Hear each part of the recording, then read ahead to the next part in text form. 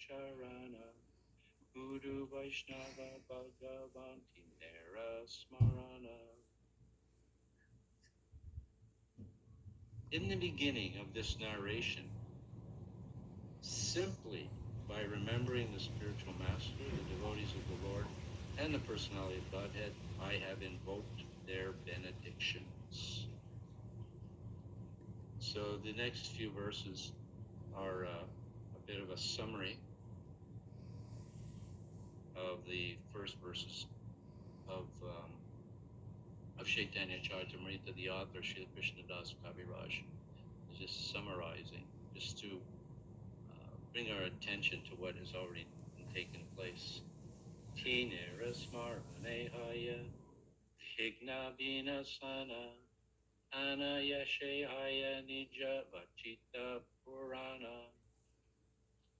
Such remembrance destroys all difficulties and very easily enables one to fulfill his own desires. And what is that remembrance? Remembering the spiritual master, the devotees of the Lord, and the personality of Godhead. All three.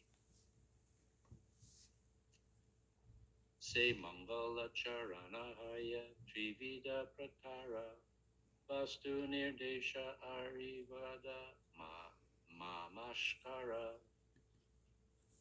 Invocation involves three processes: defining the objective, offering benedictions, and offering obeisances.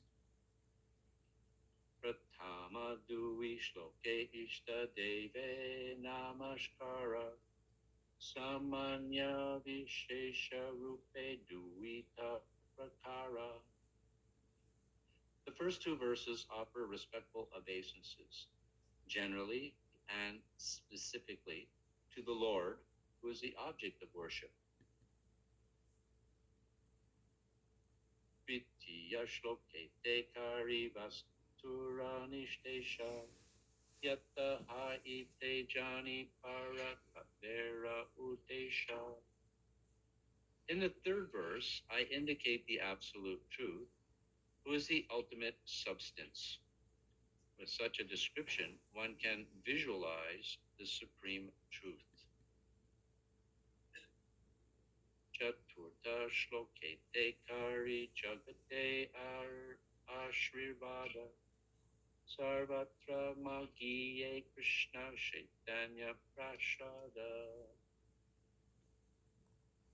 In the fourth verse, I have invoked the benediction of the Lord upon all the world, praying to Lord Caitanya for his mercy upon all. She loke kahi baya vatara karana vachana sasta shloke kahi mula prayogana. In that verse, I've also explained the external reason for the Lord's incarnation, for Lord Chaitanya's incarnation. But in the fifth and sixth verses, I've explained the prime reason for his advent. So just to summarize the reasons, the external reasons, let's see how my memory is, Hare Krishna, why Lord Chaitanya appeared. One was to inaugurate the Yuga Dharma, which is the Sankirtan Yagya. Different ages, there's different processes, but in this particular Kali Yuga, in fact, every Kali Yuga, the Sankirtan Yagya is the process. But it's in this Sankirtan Yuga that Lord Chaitanya Mahaprabhu appeared. Previously, the process was there in previous yugas, but not necessarily Lord Chaitanya appeared to inaugurate. But this yuga, Lord Chaitanya appeared to inaugurate the most important aspect of the age, which is Sankirtan Yagya, or the congregational chanting of the holy names of the Lord. That's the process. It's not by yagya, it's not by meditation, it's not by any other process. So, even opening major temples, the process is the Sankirtan Yagya.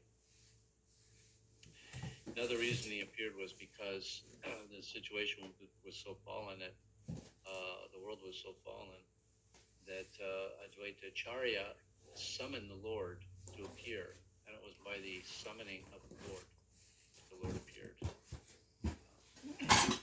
And the third reason was because it was actually the time for the inauguration of the Yuga Dharma. So because it was the time to inaugurate it, he came to inaugurate it, and he came at the request of his devotee in the form of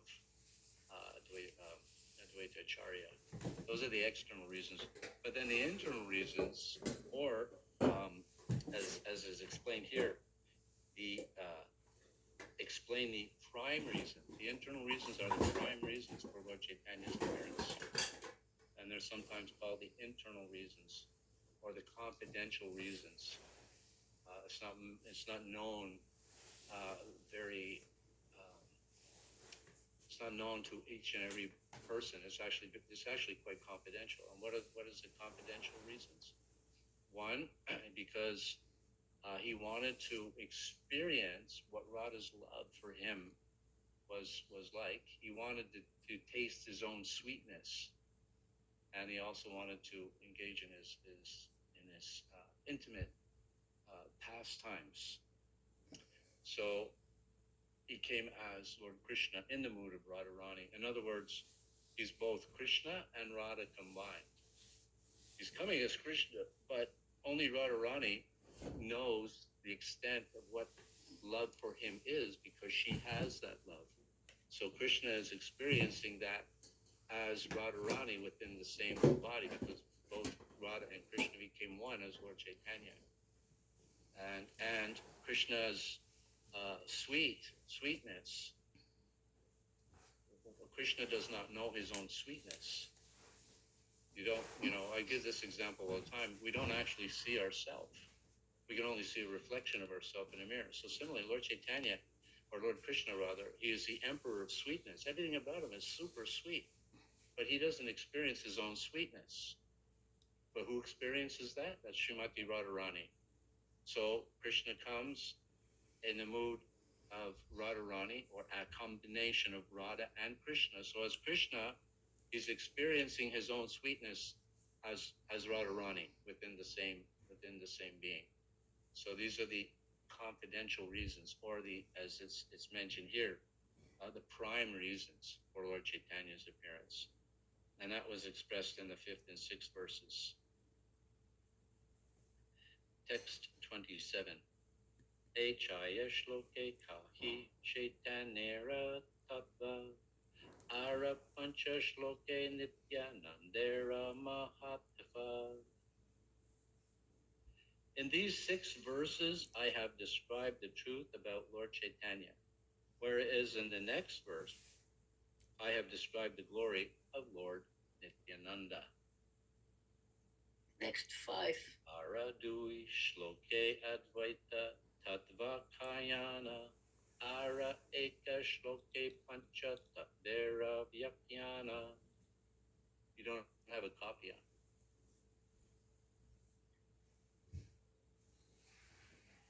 Yeah, you can get a copy from in there if you want. Copy of the book. You just need the key. It's in there. The next 2 verses describe the truth of Advaita Prabhu, and the following verse describes the Panchatattva, the Lord, his plenary portion, his incarnation, his energies, and his devotees.